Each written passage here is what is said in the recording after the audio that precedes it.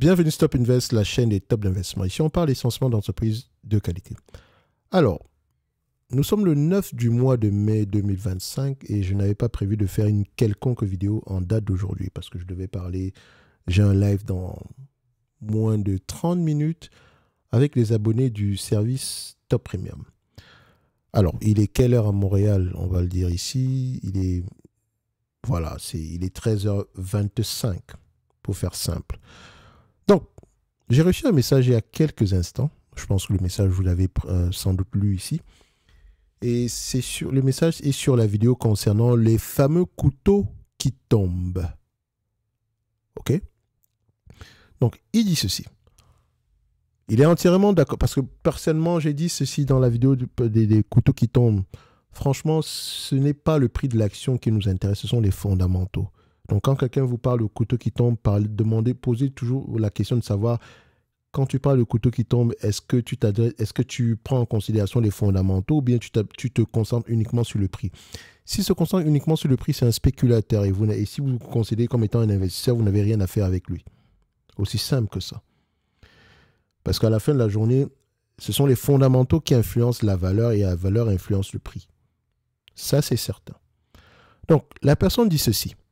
Entièrement d'accord, et c'est beaucoup plus commun que les gens ne le pensent. Un exemple concret sur le marché français. L'action Euronext est passée de 108 € en octobre 2020 à 62 € en 2023, un moins 44%. Suite à un rachat, donc la raison c'était simple, on avait racheté ici une entreprise que le marché étant aussi les différentes personnes qui font des transactions. Donc, vous avez ici monsieur et madame tout le monde. Et ils n'ont pas forcément raison. Donc, le marché jugeait que l'acquisition était mauvaise. Et on s'attendait à un ralentissement de la croissance globale. Et je vais vous dire une chose. Pour une entreprise comme Euronext, ne vous attendez pas à une croissance énorme. C'est une question de volume de transactions. Ça ne sera pas... Euronext... Vous avez Euronext, vous avez Nasdaq, vous avez le NICE. Ce ne sont pas les entreprises qui vont avoir tendance à croître. Mais si le volume de transactions augmente, elles vont gagner de l'argent. Donc, parler de croissance, je ne parle pas de toi under DGM. C'est juste de manière globale. Donc, ça nous ramène encore une fois sur l'importance de comprendre la dynamique derrière l'entreprise, la dynamique de l'industrie derrière l'entreprise. Parce que beaucoup de personnes, et vous avez raison de le faire, hein, c'est pas mauvais, se limitent aux chiffres. Les chiffres, c'est bien, mais ça nous sert à une chose, essentiellement savoir si l'entreprise nous intéresse à regarder en profondeur, oui ou non. Point. Le reste, c'est pas intéressant. Vous ne pouvez pas juger ici de la sous-évaluation, vous ne pouvez pas dire ici de manière... comment on dit ça? Convaincante, on va le dire comme ça, qu'une entreprise est sous-évaluée uniquement en vous basant sur les chiffres. Les chiffres sont uniquement des éléments qui sont basés sur le passé. Or, on achète le futur et le futur est incertain. Quand je regarde les chiffres passés d'une entreprise, ça veut uniquement dire que l'entreprise pourrait être intéressante à regarder en profondeur. Point barre. C'est tout. Il n'y a pas autre chose à rajouter dessus. On ne peut pas appeler ça une analyse fondamentale, parce qu'une analyse fondamentale, c'est du quantitatif plus du qualitatif. Aussi simple que ça. Donc, je continue avec le message. Il dit ceci. Fondamentalement, donc, en prenant en considération le quantitatif et le qualitatif, et je rappelle ici que Euronext, c'est une autoroute. Si vous êtes en Europe et que vous voulez faire des transactions sur une entreprise de côté sur Euronext, on va encaisser des commissions. Donc, fondamentalement, la société Euronext est exceptionnelle. Et c'est le cas de le dire. Ça, c'est vrai. Euronext était la dernière entreprise parmi les entreprises dans son industrie qui étaient sous-évaluées. Aujourd'hui, ça paraît facile. Hein? Attendez, je vais vous montrer le cours d'Euronext. Sauf si tu mets pause à cette vidéo et que tu regardes le cours d'Euronext et je te montrerai à peu près à quel moment on a commencé à parler d'Euronext quantitativement. D'accord? Donc, On dit ici ceci. Non, Euronext, c'est exceptionnel. Dégage des marges proches de 40% et en quasi-monopole sur son domaine sans concurrent direct en Europe. Géographie directe. Pas le domaine, mais en termes de géographie. Ça, c'est plus important. C'est le terme de... C'est plus vérifié. Enfin, c'est le terme exact. OK? Elle n'est pas en monopole dans son domaine, mais en monopole dans son industrie au niveau de sa géographie d'opération. Donc, Euronext, 40% est en quasi-monopole sur son domaine, sans concurrent direct. Je passe la génération de cash flow et autres qui n'est même pas à commenter. Ah oui, tu as parfaitement raison. Under DGM. Parce que Euronext, si tu regardes en profondeur, tout est magnifique. L'action cote maintenant, à l'heure où tu écris, je présume, à 150 € avec une progression de 130% en quasi un an. Avec un peu de sang-froid et une analyse fondamentale basique, quiconque aurait vu l'anomalie. Et là, je vais m'arrêter 2 secondes. Tu sais, Under DGM, quand les prix d'une action s'effondrent, les gens se focalisent sur le prix. Après coup, c'est facile à dire. Aujourd'hui, on parle de quoi? Est-ce qu'on ne parle pas de Google aujourd'hui? C'est aujourd'hui qu'il faut avoir le courage d'investir sur Alphabet. Combien sont-ils? Après coup, c'est toujours facile. Hein? Sur le cas de Euronext, franchement, je t'invite à écouter les anciennes vidéos. Il y a de fortes chances que je n'ai jamais dit. Je suis sûr et certain. J'en ai fait combien de vidéos sur Euronext?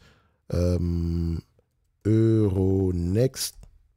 À chaque fois que j'ai fait des tops d'investissement, Euronext était parmi.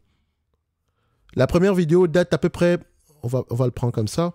Avant, je mettais, voilà, c'est bien quand je mets. Avant, je mettais des rendements. Pour moi, un rendement, c'est uniquement le bénéfice net attendu par rapport au coût d'acquisition d'aujourd'hui. Tu vois, juin 2023, c'était sous-évalué. Il y a de fortes chances qu'ici, que c'était sous-évalué également. Donc, personnellement, je n'ai jamais dit que Euronext était surévalué. Et si vous retrouvez une vidéo, parce que je ne réécoute pas mes vidéos, pour vous dire la vérité. Donc, je n'essaye pas de vous convaincre ni quoi que ce soit. Pourquoi? Parce que je veux toujours avoir un avis différent quand je prends une entreprise quantitativement pour une analyse. OK? Donc, je ne regarde jamais ni mes anciennes vidéos, ni mes anciens lives. Parce que c'est sur le moment que j'agis généralement.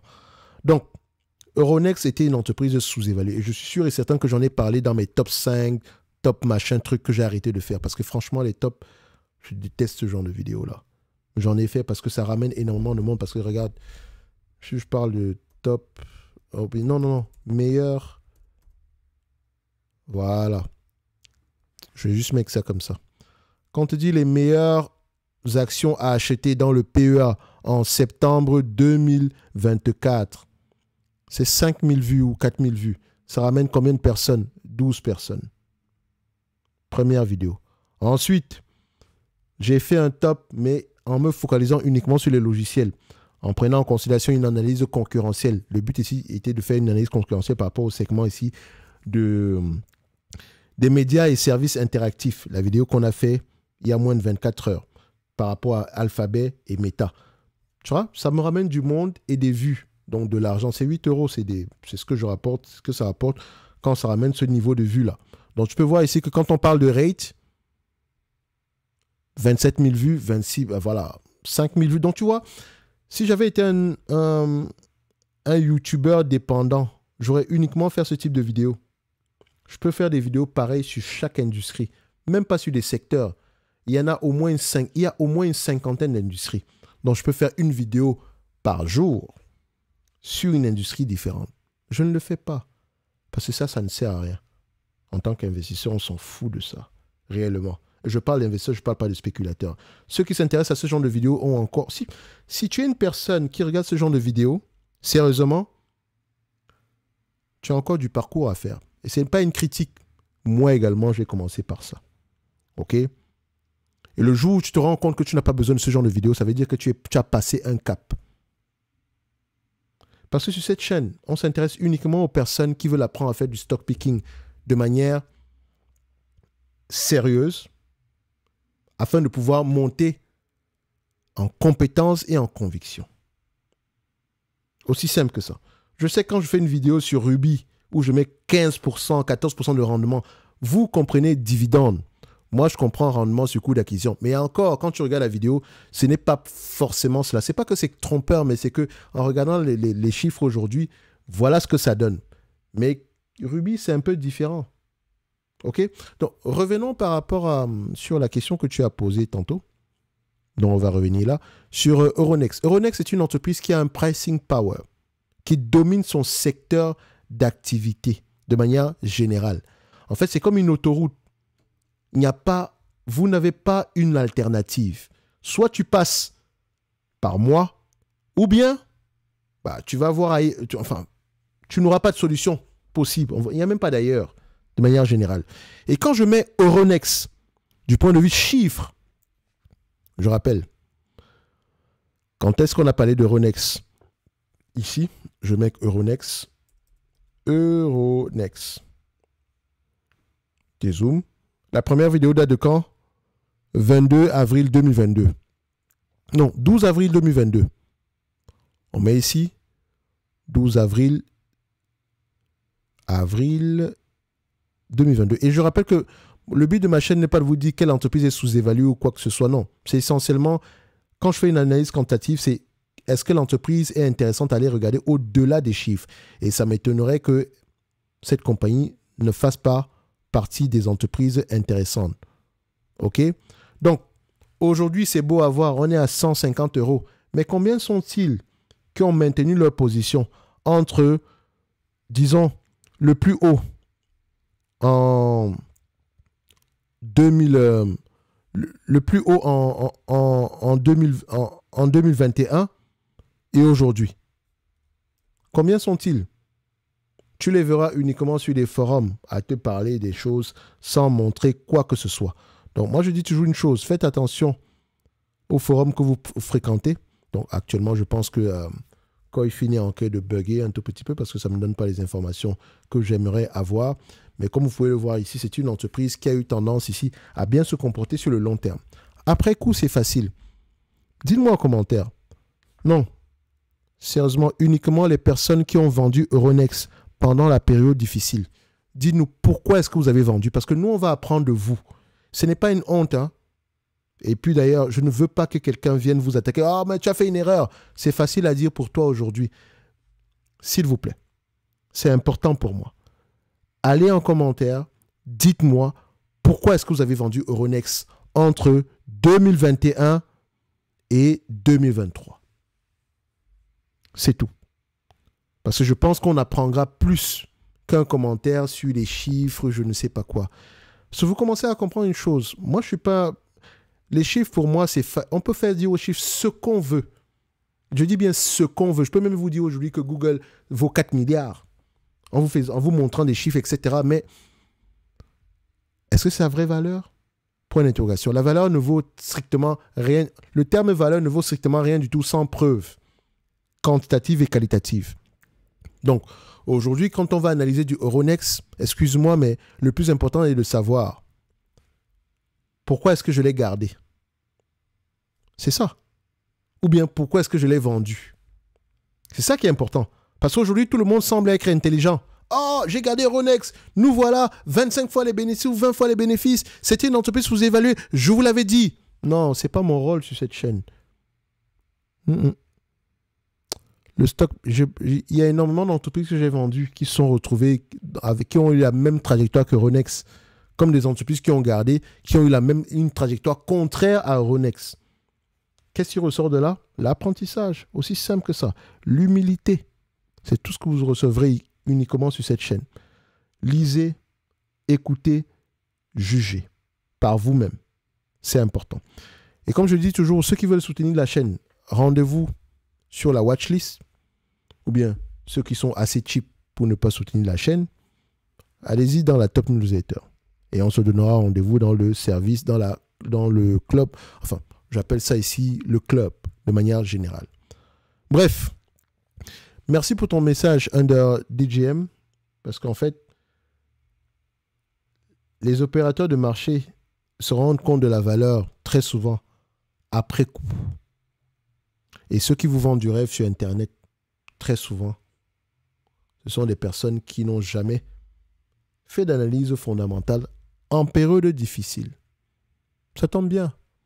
J'ai envie d'appeler ma chaîne Googleau dépendant ou bien Alphabeto dépendant. Parce que Alphabet représente au moins plus de 7% de mon portefeuille. Et donc, si on doit faire une analyse fondamentale, aujourd'hui, par exemple, nous sommes le 9 du mois de mai 2025. En ce jour, j'ai un live avec les abonnés de la communauté Top Premium.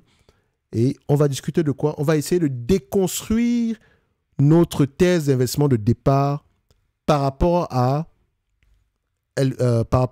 Alphabet.